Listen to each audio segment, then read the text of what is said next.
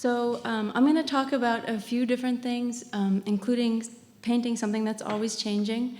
But I'm going to start with just like a really general description of the way I work and a bunch of slides that I'll only stay on for like 10 seconds each so that you can get a sense of what I'm doing before I get more specific and spend more time talking about the things that have been on my mind lately. And there's only one button on here that I can't press without really messing things up. So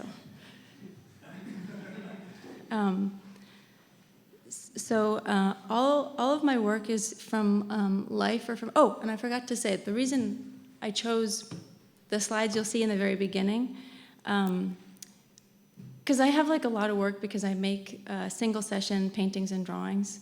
And you know, I'm 37, so that's like a lot of days. I started being, you know, obsessive about drawing and painting when I was like a kid. Like my parents were my first models, and so there's like a lot. And so, although I haven't cataloged it all very well, but choosing which images to show, I decided to just pick things that like surprised me at the time, or that I realize in hindsight were sort of like a turning point for me, because I am just making, I like make first and like think later, so it's a lot of a variety of different things, and then I'll get, you know, interested in one of 50 and then go in that direction, and oops. Anyway, so these are just like a bunch of things that like stuck with me for some reason. And this guy was interesting to me, or not interesting, but he reminded me of someone in my family, so I was drawing him. This is a subway drawing. Oh, I forgot to take my watch off.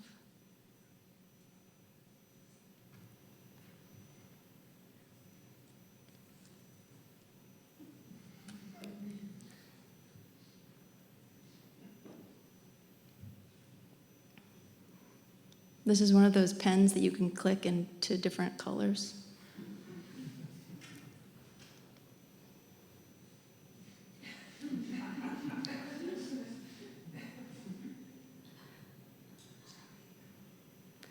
My family is the only audience for these, but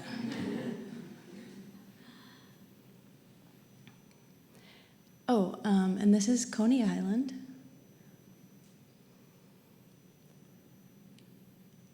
And this is Washington Square Park, and the reason I included this one is it was raining really hard. It started raining really hard, and the pigment was just like dripping off the edge of the page.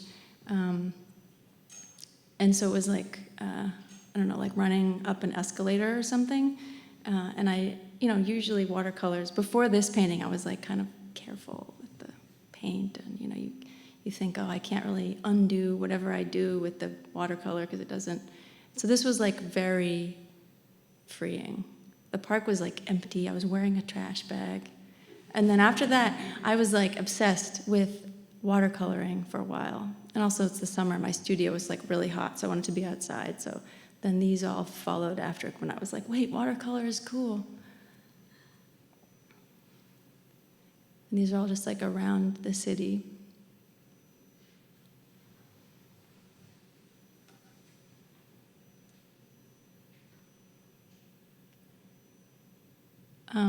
This is painted from life, the part on the left, and then the part on the right is like an abstraction of the painting on the left. And then this one was like in the night on the same day. I was like, I don't know, it's like a comic version or something.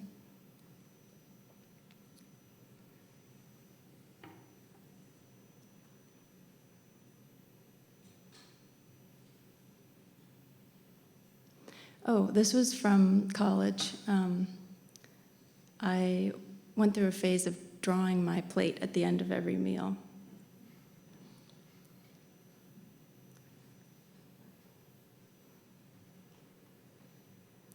And this is from maybe before I left home, like when I was still a minor living with my family.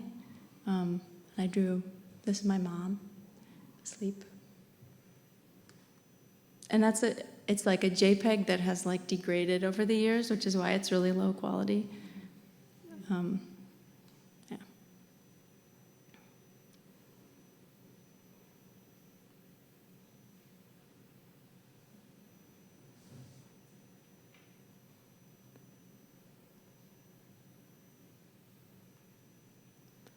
This is a detail at the window of my old studio in Crown Heights, which had a north-facing window, but out the window there were like these beautiful dead trees and then south-facing walls that would like reflect a lot of light into the north-facing window. So I felt like really stupid for leaving that place, but.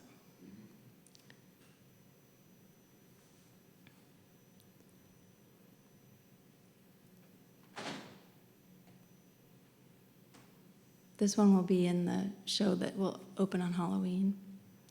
There's a couple of new ones in the slides. This one too.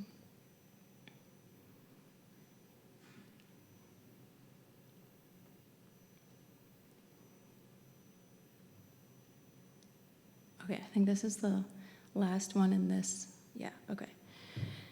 So now I actually, because I was nervous about this, I actually like wrote down everything that I want to say. So that was the ad-lib portion, and now I'm going to read aloud. So I don't usually start a painting with a goal in mind, other than to see how it goes. Mainly because if I already know what a painting will be, it's unlikely I'll be interested in making it. Also, most planning-oriented ideas are language-based, and if I'm going to make an image to act as a kind of statement, I don't assume painting is the best way to make that statement. I mean, very few ideas that occur to a person as words are also worthwhile directions in painting. So I make a lot of things. I am constantly making things, and I follow my gut on what directions to go in. I don't have a very strong, like, yes, this direction, but I do have a very strong, no, not that direction, which I feel like if you just have one, that's fine. But, yeah. So there's the act of making the painting. That's like the primary act. And then there's a secondary layer, which is deciding which paintings get scraped off or painted over. I'm not sure I can explain this process since I don't really have one. I can be pretty impulsive, and sometimes I'll scrape a painting right away just out of frustration, because I often get frustrated. And some of the times I do that, I regret it. For example, I regret scraping this one off, but I did, it's gone. And this is one that got scraped, and then I painted on top of it. And when I'm painting on top of a scraped surface, I don't usually like put down like a whole color on top to begin with, because then that like gets in the way of the colors that I'm trying to put down. So usually, you know, like the painting underneath sort of like fights with whatever is coming down on top. And that's just like part of what that process is. And one of my very smart friends, Kim, says some surfaces are just cursed, and this like group of painters, you probably like have this experience too, or sometimes you try again and again with the same like surface and it's just not. But this one worked out because it kind of like the subject, I felt like the juxtaposition became the subject. And then there's a third kind of engagement. It's like you make it, you scrape it off or you don't scrape it off. And the third layer is spending time in the studio without a brush in my hand, considering the group of paintings together. This is an exciting part because that's when I start to be able to see like what I've been interested in, to kind of peer in at myself and get a sense of what's been on my mind.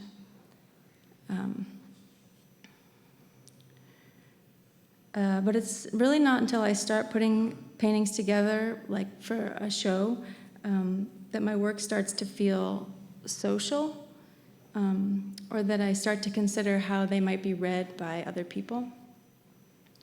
So a painting, I don't think a painting should be reduced to its image.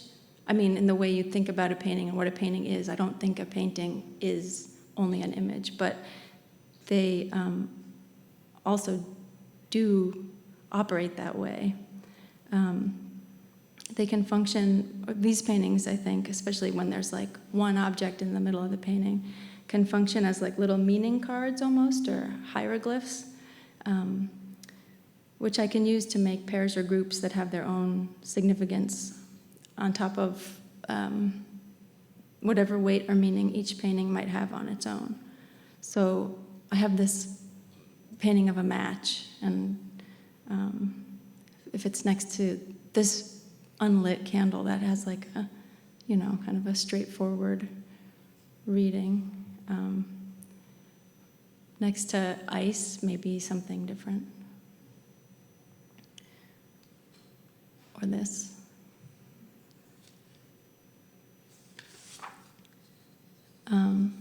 Okay, so the next thing that I want to talk about are these ones.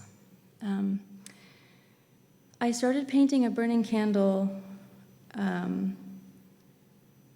like as a routine, not routine, but I think I was doing a lot of days. I started that in 2023 because I was having a hard time doing anything else. But it didn't happen on purpose. I kind of just stumbled into it. Like most people, I've been horrified by a lot of things lately, especially the bombing and starvation of civilian families, and particularly like a lot of children. How do we go about our everyday lives knowing this is happening? I think about Aaron Bushnell, the airman who set himself on fire.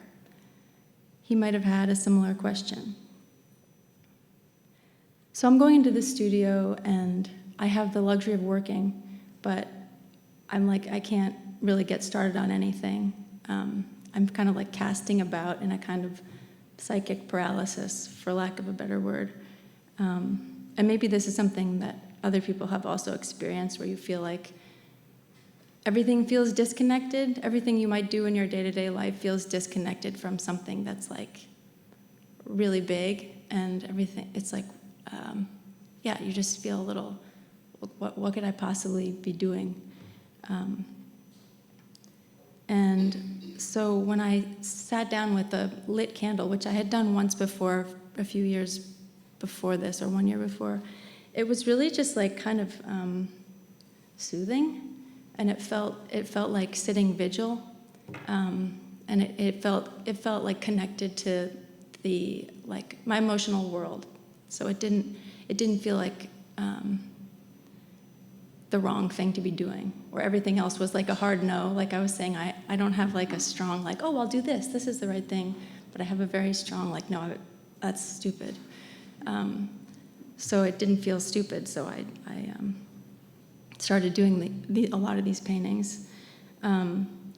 But they're also like not, even though I'm up here explaining like how I got into making them, these aren't paintings where I'm trying to tell anybody anything. That's not why I made them. And since this is a talk for a painting school, I also want to say it took me a really long time to realize it's not usually productive for me to try to like force my work to do really anything that I maybe want it to do. Or like something I might want it to say. But it turns out, I think that my work kind of gets encoded with the things I care about anyway. I think if you choose like just that if you kind of follow your gut, it seems to be somewhat unavoidable that that happens. So the candle paintings are all made from life, and they're all single session paintings. I'm facing a burning candle, and I have a pretty straightforward goal. I'm just trying to paint what I see, but I'm trying to like paint what I see in the moment, which, because the candles are changing, means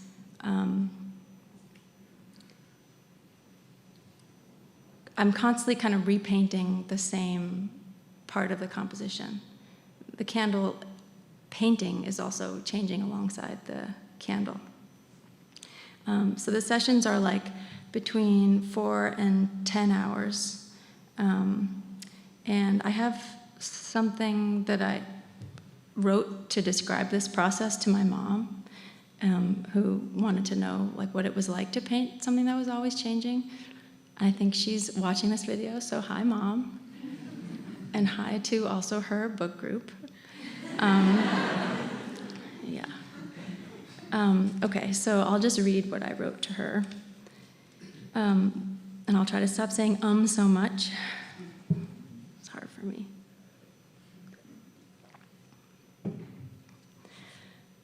Okay. Once the candle is lit, painting feels kind of like running after a train leaving the station.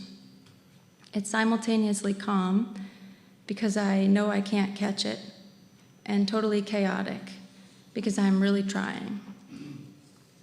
In the beginning, the candle's opaque and cold, kind of greenish, almost chalky. But almost immediately, a small, soft spot underneath the flame melts and starts to expand. This hot liquid wax is translucent and a kind of vibrant, deep orange brown. It's always hard for me to mix this color because it changes really fast, because it's translucent. And so as the core of melted wax expands out towards the edges of the candle and down towards its base, the chalky green behind it gets further away, with more deep orange-brown between me and it. So there's a constantly changing ratio of these differently colored semi-transparent layers.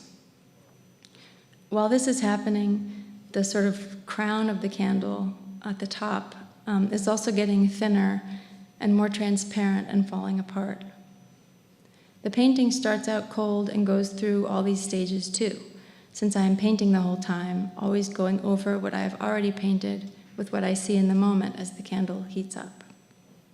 I stop when the core of melted wax at the top compromises the integrity of the whole thing and the candle extinguishes itself, or when I have to leave the studio for some reason.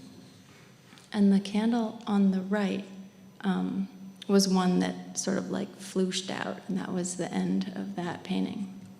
You can see it's sort of starting to like bulge in the front middle left. But I try to avoid that actually, because then it's like you lose a lot of wax and you can't burn that candle for as long, and also the table gets all, but sometimes it happens. So almost all my work gets buried in the end. And sometimes I lose things that I am like sad to paint over, because I'm really trying to see. Sometimes I get lucky and I describe something in a way that I feel really connected with. Feels like, oh, I don't know how that happened, but I don't want to lose that. You probably know that feeling. But then the candle, the wax melts more, or the wick grows another knob, or like a piece of the crown at the top like falls down. And so I just continue to bury that stuff, because otherwise I'm like lying about what I'm doing.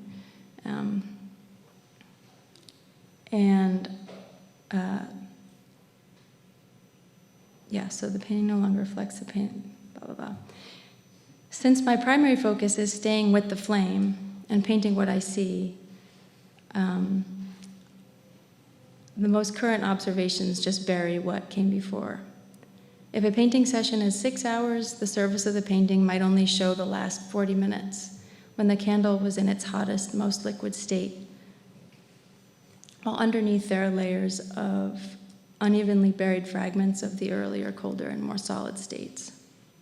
Although sometimes I do have to scrape off like a whole lot, just because it's already gotten like as fatty as it can get, and it like won't hold any more paint.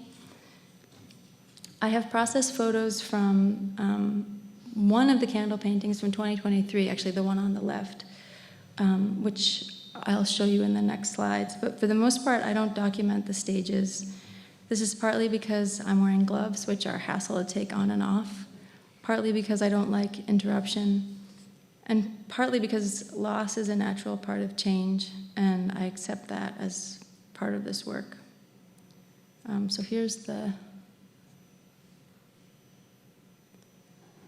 process photos I have.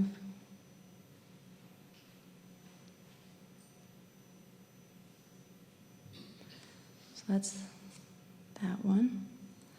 And then I thought I'd put it on a detail while I talk about this next thing. So there's another thing about these candle paintings which I didn't notice until I saw a picture of one on my phone. The light seemed different for a screen.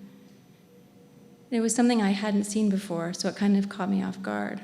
And I realized it's because there are no photographs of candles that feel right, like real fire. Photography has some limitations related to contrast, which means you can't photograph a candle and get the color of the flame, which is super bright, but actually not at all white, and the colors of the wax, which exist in a different light register at the same time. I mean, you can't like really get them. Either the fire colors will be centered, pushing the colors of the wax into a falsely darker register, or the camera will get the colors of the wax and blow out the flame into white nothing. So paintings of candles made using a photographic reference are also limited in that way. And I think I have so this is like a very famous candle painting, but it's made from a photograph, obviously, because it's Gerhard Richter. So you can just see, I mean, you know he gets the colors to be exactly right, because that's like his whole thing. But in real life, fire is not that color. So, not to like compare myself. I was like, should I use this slide? I was like, I don't know. But anyway, we'll go back to that, so we don't have to leave that up for very long. Touch it with like a 10-foot pole. Okay. So,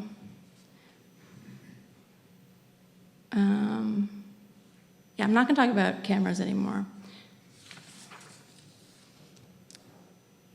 except to say that even when you're not like taking a picture of fire, if it's just like, if you've ever had like your paintings photographed or anything where you're really trying to get the color to be right and like reflect what the actual object looks like, even if the photographer has like this like little grid of like, you know, there's like a red, a blue, a white, a black, like colors that they put next to your painting and they take the picture, you'd think they'd be able to like adjust it to get those colors exactly right, and then by extension your painting would look exactly right. But like even a professional photographer, like with that tool, like sometimes you have to like repaint the painting on the computer to get the colors to be right.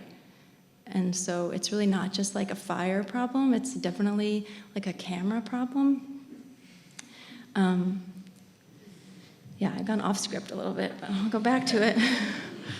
So photography isn't truth, and I think people forget that. Reality is material, as in made of matter, and the intermediary isn't neutral. In Secret Knowledge, David Hockney's book, he refers to the camera as a paralyzed cyclops. But it's really more than that. It's a paralyzed mechanical cyclops that doesn't get the colors right.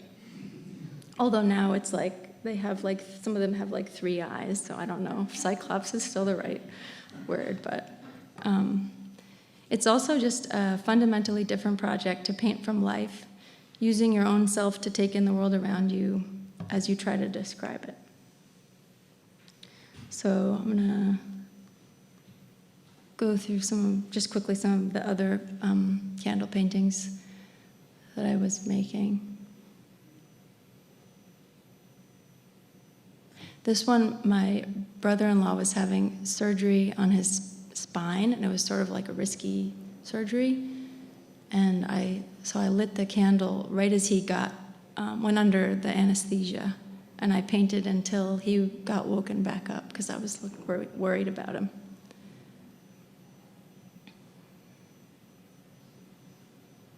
And this is a candle that was lit, and then the melted wax touched like the plate that the candle was sitting on, and I think, or like the wick became like unattached to something solid, and it just like slipped down into the liquid wax, and so it extinguished itself. And I tried to keep up with it. So you can see like the hot colors underneath, like the wax starting to get cold again. And you can see up at the very top in the middle, like where the flame was before it, but it's missing the middle part. Okay. So a burning candle isn't the only object matter that moves. Cut flowers move a lot too, among other things.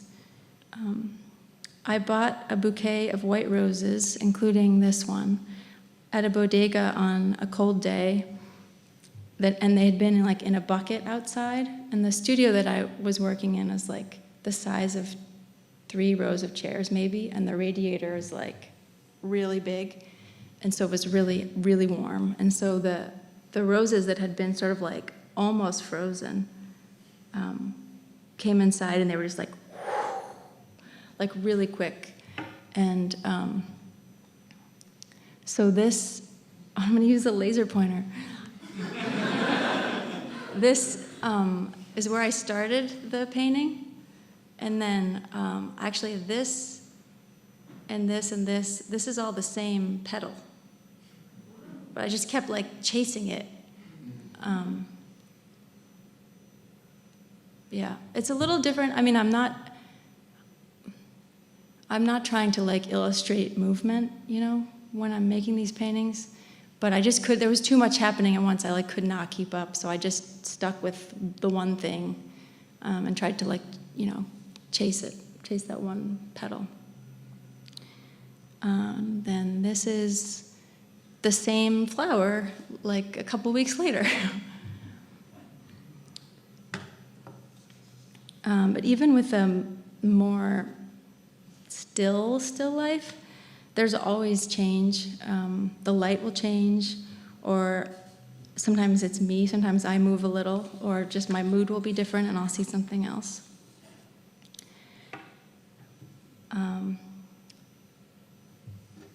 I was gonna have it just rest on the black slide, but then it gets so dark in here. Maybe I'll just leave this. Okay. So painting from life has been something that I've done my whole life, but lately it's gotten, maybe it's like picked up another valence for me. There's like a different reason that it's important for me lately, and that's that it seems to both affect and show me the nature of my own presence of mind. And I think that might be the most valuable thing that I have, so I'm very curious about it and very attentive to it. It's been a while now that one of the biggest, most high-tech industries is ad placement, and one of its most fundamental goals is to hold on to us for as long as possible, to show us as many ads as possible. There's all different kinds of costs to this. One is these ad systems end up promoting a specific kind of sensational viral content. And now, since we're not in the beginning of this, it's not just about what gets put at the top of your feed, it also affects what people publish and what gets posted. Because there's like incentives for not just like news organizations or whatever, but like individual blogger people. And so we don't even know like where I feel like it's like the tether's been cut or something. Or the floor is tilted and everything is now starting to like fall out of the windows and the door is like flopping open and things are just like falling out of the house. So that's like a societal cost, I guess. But there's also a very personal cost to getting sucked into these algorithmic holes, which might be even more tragic. And that is the loss of attention in hours, but also in other ways that are harder to quantify. It does something to your mind. And the thing is, your attention and the quality of your attention is really closely tied to the quality of your life. I mean, your perception of your life is your life. Outside of direct physical stimuli, that's all we have. It shapes our ability to take in new information and act with kindness and purpose. It shapes our relationships. It shapes our sense of who we are and what we're doing with our life. So if the nature of my attention degrades, if I lose the capacity to be fully present, if I lose the stamina I need to focus, those aren't superficial losses. That's a direct degradation of my life. Painting from observation the way I've been working has felt like a kind of antidote, a kind of protective struggle swimming upstream against the current. And also reading has helped me a lot, just like finishing a book, which, like, I should say, I'm not, like, I haven't been, like, immune to this stuff. And there was a period where, like, I wasn't finishing books. And it's like a constant battle, I feel like, especially, I mean, you guys probably all have Instagram because you feel like you need it because you're making paintings or sculpture or something that you need to like put out there. And I have to say, like, my quality of life has gone up so much since I just deleted it from my phone. If you have like something coming up, you can use it like more frequently, but it's like you could check it on your laptop like once a week and it still works in the way that you need it to for like your work. And then you can finish your books. But, you know, like, sometimes I fall back in. Am I still on this slide? Okay. Sorry. The way my presence of mind changes with painting and how my attention changes, I sort of struggle to describe this, but for some reason, it made me remember hearing the 8th grade concert band perform when I was a kid. Like too young to be in the concert band, but just like listening to the older kids play. And having kind of a transcendent experience of all the parts played together. I think a lot of people probably have this type of experience with music, especially if you're listening to it live. But I think for me, with painting, it's like a kind of similar diffuse focus, where instead of like listening for one melodic line, you're not like looking for something, and so instead you can see like the harmony and the dissonance, and you're just sort of alive to the sound, which is what I should be reading from the thing that I worked really hard on to read to you. But that's just the beginning, because, of course, painting is active. It's not only about openness and receiving. A painting is built. And if I go on with the music metaphor, someone who's painting from observation is like a musician working to embody an entire orchestra alone. It's kind of a romantic fool's errand. But the painter does have the advantage of being able to layer time on top of time in a kind of vertical record where every part plays together all at once. Instead of harmony and dissonance between musical notes, there are relationships between colors. but that is sort of a dry explanation, because the hard part, which for me is the heart of it, is to hold on to the feeling of the orchestra and to see in this other, fuller way. And also to feel how each mark relates to the whole that is like in my mind's eye as I'm laying it down. This gets harder the more the painting develops, because once a picture starts to exist, it can be kind of persuasive just because it's there.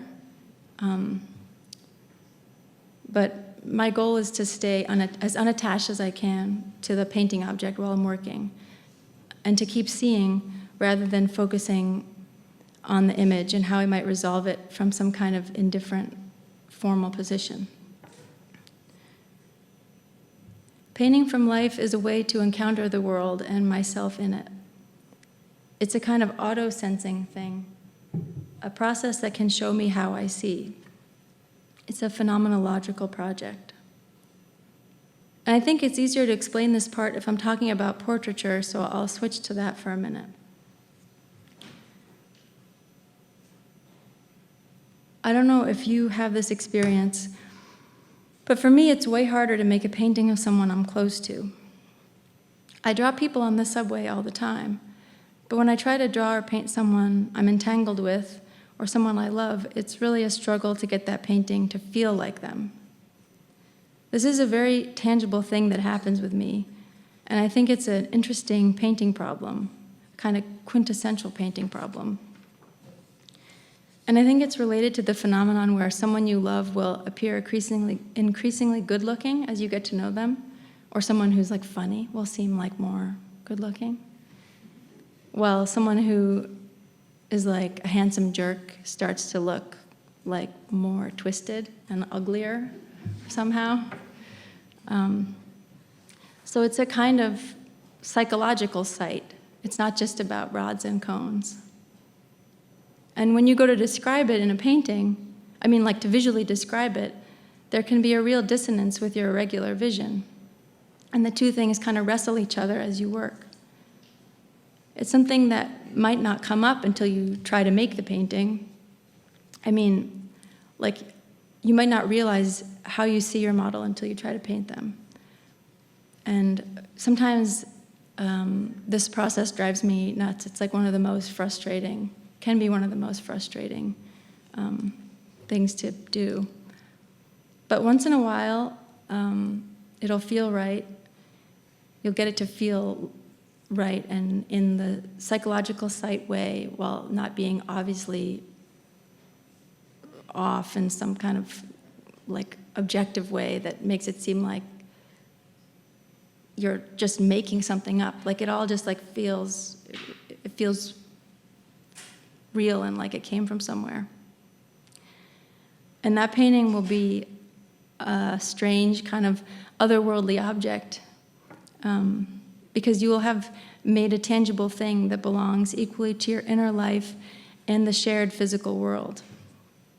A painting like this is a bridge between realities, a kind of psychological object. Once the painting exists, you, the painter, can have another understanding, another layer of relationship or awareness. I always think painting is a thing you can do if you want to have a deeper experience of your experience. So here's a bunch of portraits of people in my family that I'll just click through.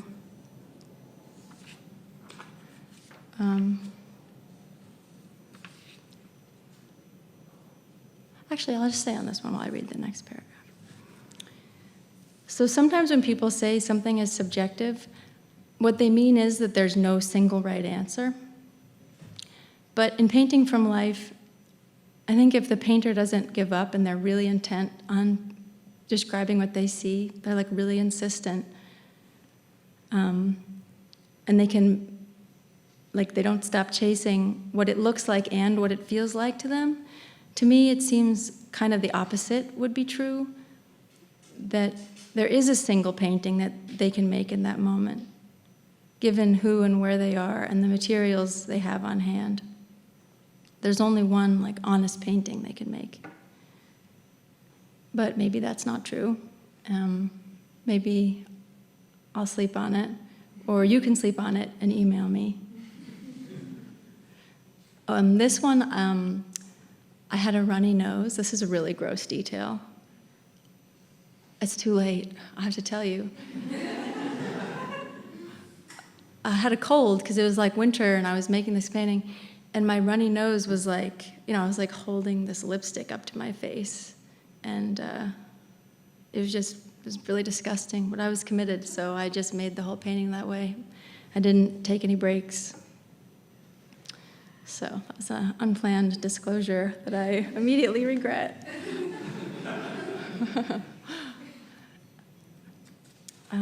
Okay, so these paintings are all of my dad, who also sat for me when I was a kid, as did my mom. And they're all single session, and he still sits for me once in a while. This one, I think, is the one that most feels like him to me.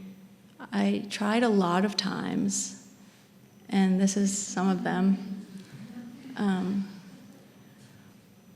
But I don't know, I think I also repeatedly painting somebody, like a formal portrait back in the day when someone would be painting like a king or, some oligarch person.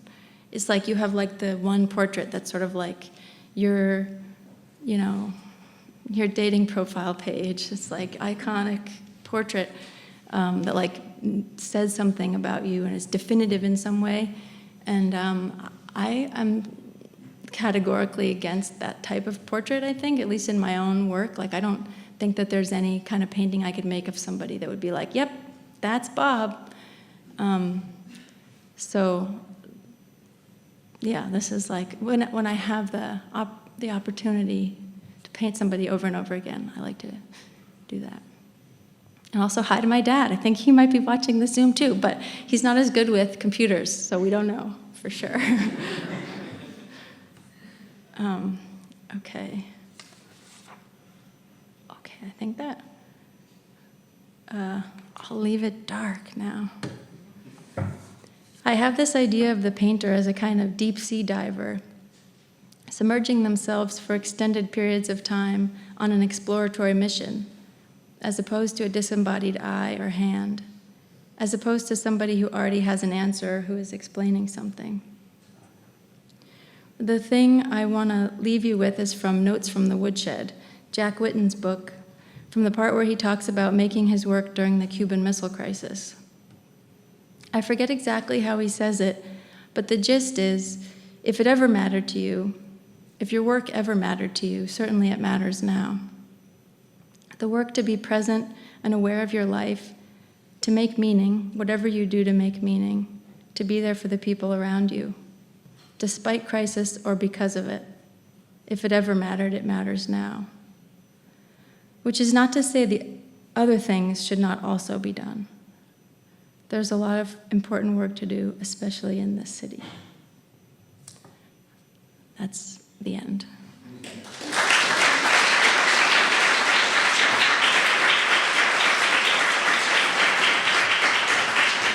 Thank you for having me. Should I put this on a slide again so it's not so dark?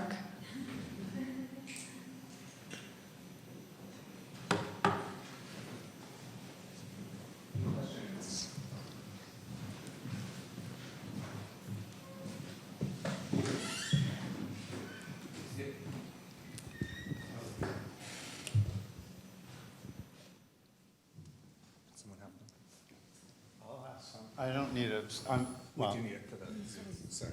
It's for my mom's book. Self-portraits. I mean, you showed one, but I'm imagining you have like shelves and shelves of them. And when you paint those, does that put something else into SuperDrive, sort of what you were talking about, the subjective, objective, discovery, whatever, I don't know, ... Yeah, I feel like those are like the weirdest paintings, for sure. Absolutely the weirdest paintings. it's like the entanglement with family portraits, like squared or something. But yeah, and I feel like I have too many of them, so I don't really want to make more of them because it feels like a little embarrassing for some reason. But yeah, I was one of those people that got like isolated in the pandemic, which is also when I kind of stopped painting other people, which had been, I mean, portraiture was like the thing that I would say that I did like for, I don't know, 15 years or something. And then I really started not being able to do that in a very dramatic way. And then I started doing more still life painting and some self-portraits, but I don't want to do too many because, yeah.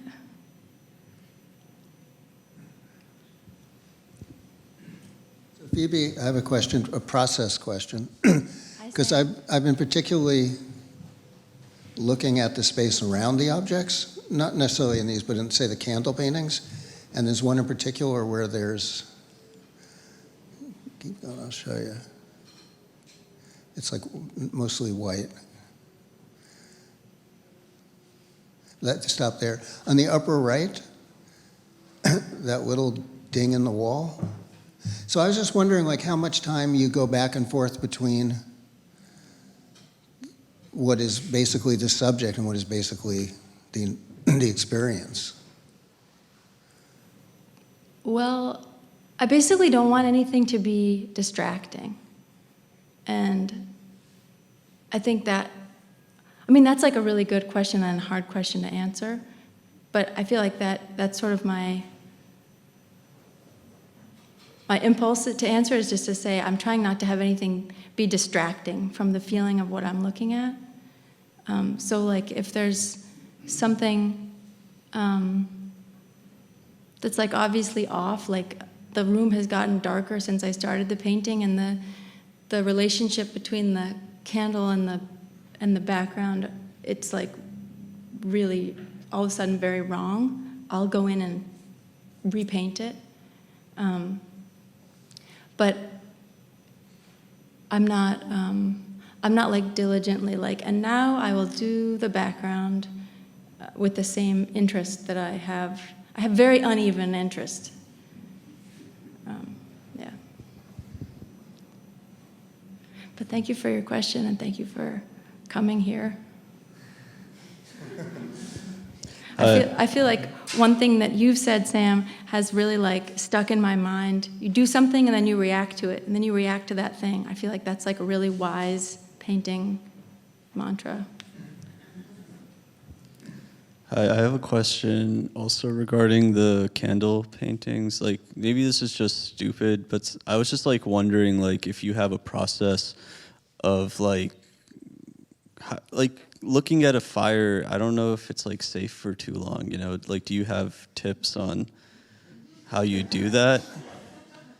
Like, I did have that same exact worry at the beginning, totally. But turns out it's not a problem. Yeah. Yeah, other stuff is brighter.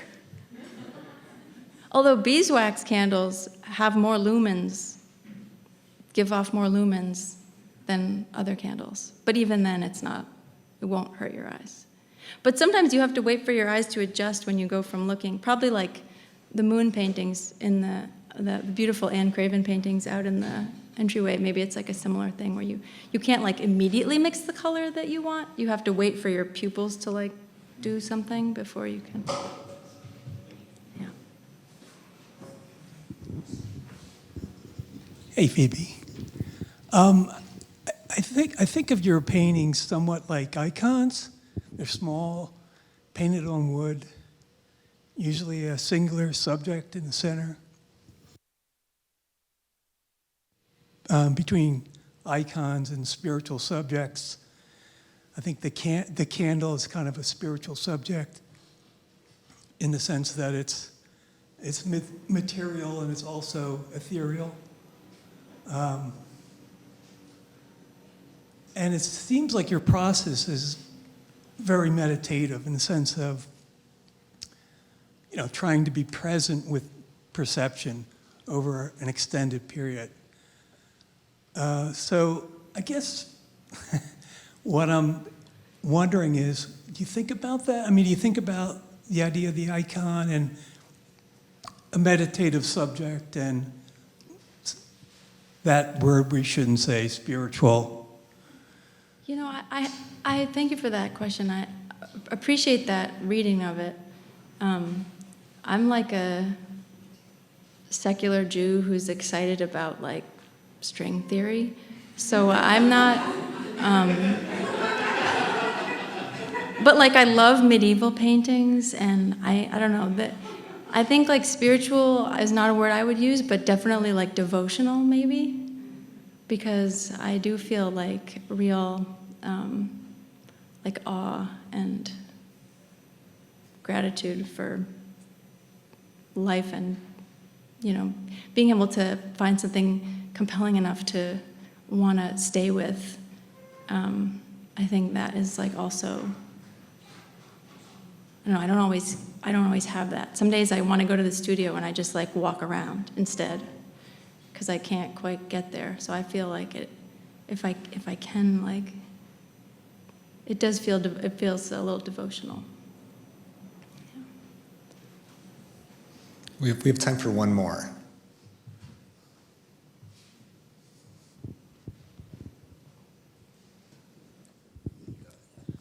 Hi. I really love your use of color, and I was wondering if you work from a wide array of pigments or like a set few, and if you have any that you kind of use more often than others. I like all the worst ones for you. Yeah, some of them have the palette on the side. I went through a phase of. This one has, I think that's a mixed green, but there's like alizarin crimson, ultramarine blue, cadmium red light. That's a really good one. Yellow ochre, and Hansa yellow light. I have cobalt on my palette. I use it once in a while. But actually, I just, there was a guy with a Craigslist ad who was selling a bunch of paints from like a little art school he had that he closed down. And he had like one of everything from every brand, instead of like a bunch of, cadmium red medium hue like you would expect, but like, a bunch of like the like workhorse colors. He had like one of everything, and he was selling them for half off of the Jerry's Artorama price. So I was like, this is my chance to test out like colors I don't normally buy. And I think he's still doing that. So he's on the Upper East Side, and you can ask me for his number. He's trying to sell the rest of it. But yeah, I mean, I have like a warm red, a cool red, a warm yellow, a cool yellow. Same with blue. I mean, yeah. But I love cadmium. Place to end. Thank you, Phoebe.